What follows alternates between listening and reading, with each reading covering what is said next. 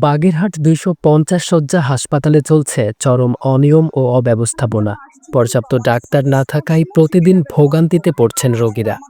সকাল ১০টার বদলে অধিকাংশ ডাক্তারই হাসপাতালে পৌঁছান ১১টা-১২টার পর, আর দুপুর ২টার আগেই ছুটে যান ব্যক্তিগত চেম্বারে।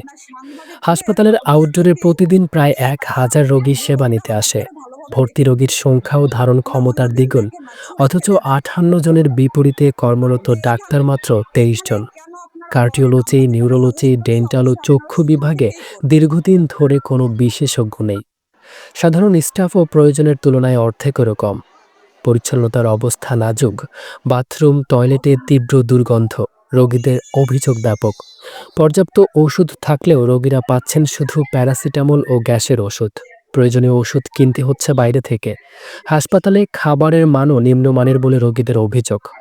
আরও অভিযোগ, হাসপাতালের প্রয়োজনীয় টেস্ট থাকা সত্ত্বেও রোগীদের বাধ্য করা হচ্ছে একটি নির্দিষ্ট ডায়াগনস্টিক সেন্টারে পরীক্ষা করতে। ওই কেন্দ্রের টেস্টের বিপরীতে ডাক্তাররা শতকরা ৪০% কমিশন পান বলেও জানা গেছে। অন্য কোনো ল্যাবের রিপোর্ট ডাক্তাররা গ্রহণ করছেন না। এ বিষয়ে হাসপাতালের তত্ত্বাবধায়ক অসীম কুমার সমাদ্দার বলেন, ডিউটির সময় কোনো ডাক্তারকে নির্দিষ্ট ডায়াগনস্টিক সেন্টারে পাঠানোর অধিকার নেই, এটি বেআইনি। তিনি এ বিষয়ে ডাক্তারদের সতর্ক করার আশ্বাস দেন। হাসপাতালের নতুন ভবনের নিচে মোটরসাইকেল রেখে গ্যারেজ বানানোর অভিযোগও পাওয়া গেছে, যা রোগীদের চলাচলে বাধা সৃষ্টি করছে। সাধারণ রোগীদের দাবি, হাসপাতালে পরিচ্ছন্ন পরিবেশ, ব্যবহারযোগ্য টয়লেট, প্রয়োজনীয় সব টেস্টের ব্যবস্থা এবং ডাক্তারের কমিশন ভিত্তিক ডায়াগনস্টিক নির্ভরতা থেকে মুক্তি। আর আর একটা ছোট একটা ট্যাবলেট, এই দুইটা জিনিস পাই। আর বাকি সব আমার বাইরে থেকে কিনে আনতে হয়। আমাদের এখানে যে যত মনে করেন প্রচুর পরিমাণে এখানেই চলে সিন্ডিকেট চলে। এই আপনার পয় পরিষ্কার নাই, টয়লেট যেমন অনেক নোংরা, টয়লেটের একটা দরজাও হুক নেই, দেখবেন মহিলারাও যাইতে পারে না, ব্যবহার করতে পারে না। তারপরে বাইরে দেখছি এখানে নোটিশ লাগাইছে, এত বড় একটা হাসপাতাল বাংলা হাতে লেখা একটা নোটিশ ওখানে লাগাই দিয়েছে। থার্ড ক্লাস মানে কুত্তর মুখে দিলে অনেকে কুত্তো ধরে দেবে, একেবারে বাংলা কথা। এর খাবার মানে আসলে বাজে খাবার বলতে আর কোনো কিছু নাই।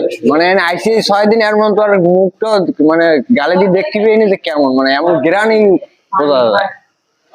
কিনতে হয় গ্যাসের বড়ি আর ছোট্ট দুটো বড়ি দিয়ে যায়, আর সব বাইরে। তো গ্যাস দিছি কিনে আনিছি, গ্যাস দিছি কাশি কিনে আনিছি, আমাকে বাইরে তো সব কিনে আনতে।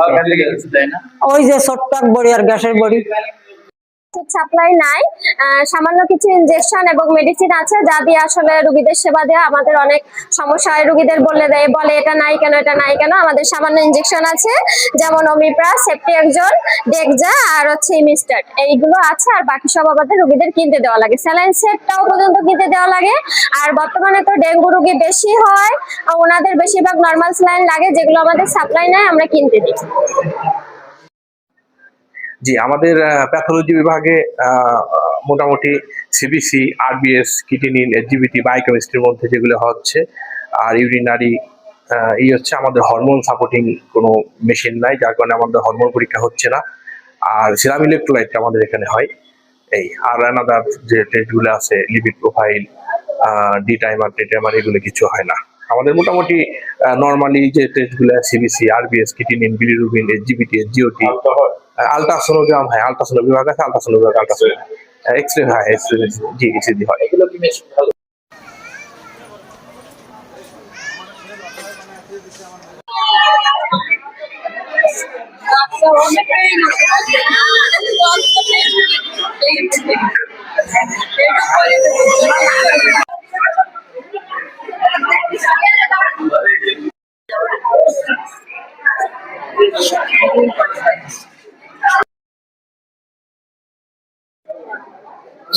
এই দুইটা তো সিটি লেভেল তো করতে হচ্ছে, হসপিটালে থেকে দুইটা টেস্ট হচ্ছে।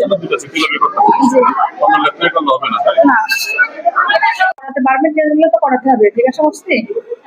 হ্যাঁ, তখন হচ্ছে ওনাকে বলছে যে যেগুলো আমাদের এখানে হবে আমাদের এখানে করবে, বাকিগুলো হচ্ছে যে কোনো জায়গায় ভালো জায়গায় করবে। হ্যাঁ, না না, সিটি ল্যাব বা গ্রুপে বলছে যে কোথায় ভালো হবে, কোথায় করাবো। আমি বলছি সিটি ল্যাব বা গ্রুপে ভালো হয়, এটা আমরা জানি, এখানে করাতে পারি। না, শুধু সিটি ল্যাব তো বলে না, না না,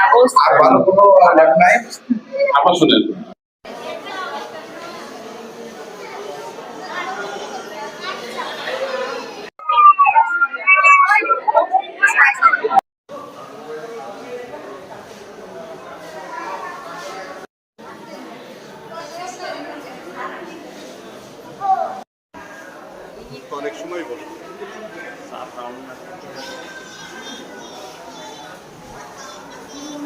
হসপিটাল থেকে করবে দেখলাম যে আপনি নির্দিষ্ট কোনো ল্যাবের নাম দিচ্ছেন। না কোথাও নাম লেখা আছে যে সেই ওইখানে লেখা আমি বলি না ওরকম শোনেন, সবাই তো এক রকমের না, সবাই তো সত্যি কথা বলবে না। একাধিক রোগী থেকে সেটা আমি বলতে পারবো না, সেটা আমি বলতে পারতেছি না। রিপোর্ট দেখে আমরা ট্রিটমেন্ট করতে পারবো না, সেক্ষেত্রে আমাদের রেফার করে দিতে হবে বাচ্চাকে। ঠিক আছে, ধন্যবাদ। যেগুলো আমার মনে হয় এখন হসপিটালে যেগুলো হয় সেগুলো হসপিটালে পাঠানো হয়, বাকিগুলা যেগুলা মনে হয় যে আমার এক্সাক্ট রিপোর্ট দরকার খুলনাতে আমি পাঠাই। শুধু সিটি ল্যাব না, সিটি ল্যাব ছাড়াও যে সব জায়গায় ভালো রিপোর্ট হয় সেই সব জায়গায় পাঠানো হয়। এর বলার কোনো এখতিয়ার নাই, আমি বলে দেব এবং প্রত্যেকে যেন কেউ কোনো নাম না লিখে, অর্থাৎ যেটা আমার হাসপাতালে যেটা আছে হাসপাতালে পরীক্ষা করবে, যেটা না হয় আপনি বাড়ি থেকে পরীক্ষা করেন, আপনার কেউ নাম না বলে। চিকিৎসকের যদি কোনো কোয়ারি থাকে তখন সে ডায়াগনস্টিকের সাথে বা ওই রুগীর সাথে বলতে পারতো যে আপনার এই রিপোর্টটা অথেন্টিক মনে হচ্ছে না, আবার আপনি করেন। ওইটার সাথে সাথে তার যদি কম্পেয়ার হতো আর একটা প্রতিষ্ঠান থেকে করে যদি তার ভুল হতো তখন সেইখানে আমার প্রশ্নের সম্মুখীন করা যেত, কিন্তু কেউ ছুরি মারার কোনো অধিকার নেই। তো আমাদের আসলে আমরা যখন শিশু বিভাগে কাজ করছি, আমি ঢাকা শিশু হাসপাতালে, মিরপুর শিশু হাসপাতালে আরএমও হিসেবে কাজ করছি, ওখানে রেজিস্ট্রার ছিলাম। তো আমাদের অনেক পরীক্ষা নিরীক্ষার দরকার হয় এবং স্পেসিফিক টেস্ট, বিশেষ করে সাপোজ আপনার ডেঙ্গু পেশেন্ট, নবজাতকের জন্ডিস, হ্যাঁ, অনেক হচ্ছে ক্রিটিক্যাল রোগীও আমাদের কাছে আসে, রিউমাটিক ফিভার, আমাদের কাছে কনজেনিটাল হার্ট ডিজিজ। সব রিপোর্ট আমাদের পক্ষে থেকে এই বাগেরহাট সদর হাসপাতালে করা সম্ভব হয় না, তো অনেক ক্ষেত্রে আমাদের বাইরে থেকে করা। হসপিটাল থেকে করবে দেখলাম যে আপনি নির্দিষ্ট কোনো ল্যাবের নাম দিচ্ছেন। না কোথাও নাম লেখা আছে যে সেই ওইখানে লেখা আমি বলি না ওরকম শোনেন, সবাই তো এক রকমের না, সবাই তো সত্যি কথা বলবে না। একাধিক রোগী থেকে সেটা আমি বলতে পারবো না, সেটা আমি বলতে পারতেছি না। চিকিৎসকের যদি কোনো কোয়ারি থাকে তখন সে ডায়াগনস্টিকের সাথে বা ওই রুগীর সাথে বলতে পারতো যে আপনার এই রিপোর্টটা অথেন্টিক মনে হচ্ছে না, আবার আপনি করেন। ওইটার সাথে সাথে তার যদি কম্পেয়ার হতো আর একটা প্রতিষ্ঠান থেকে করে যদি তার ভুল হতো তখন সেইখানে আমার প্রশ্নের সম্মুখীন করা যেত, কিন্তু কেউ ছুরি মারার কোনো অধিকার নেই। এর বলার কোনো এখতিয়ার নাই, আমি বলে দেব এবং প্রত্যেকে যেন কেউ কোনো নাম না লিখে, অর্থাৎ যেটা আমার হাসপাতালে যেটা আছে হাসপাতালে পরীক্ষা করবে, যেটা না হয় আপনি বাড়ি থেকে পরীক্ষা করেন, আপনার কেউ নাম না বলে।